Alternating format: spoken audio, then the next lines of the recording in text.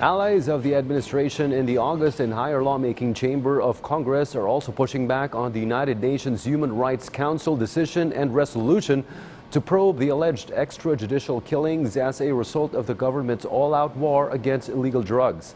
Then again, senators in the minority or opposition insist the nation should welcome a non-partisan third-party probe that PTV senior correspondent Eunice Samonte narrates in this report. Some senators expressed their stand on the United Nations Human Rights Council's external investigation on the country's war on drugs. Most of them believe that Philippines is an independent nation and can solve its own problems, especially on the proliferation of illegal drugs. In fact, for Senate President Sotto, UNHRC has no moral grounds to lecture our country on what to do in this drug war. They should review their rules, because the rules that they are following is illogical. Sa 48, 18 lang yung nag-approve, 30 disapprove. Why?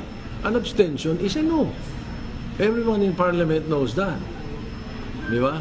You did not agree. Senator Panfilo Lacson said we have a functioning criminal justice system that deals adequately with erring law enforcers, emphasizing that we can manage without the intervention of UN Human Rights Council. But for Senate Minority Leader Senator Franklin Drilon, the government should keep an open mind and cooperate with the UN investigation that will expose the human rights status of the country. Drilon emphasized that instead of imputing malice on the legitimate action of UNHRC, the Philippine government should be able to show the strong resolve to address the issue. Meanwhile, Senator Win Gatchalian is certain that there is no need for an external investigation, as our own institutions are in place and ready to protect the interest and welfare of our people.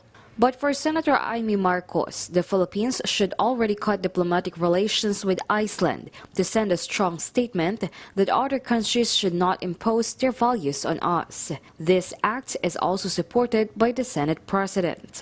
It's up to the DFA, because last year we paid the UN $8.2 million mandatory contribution.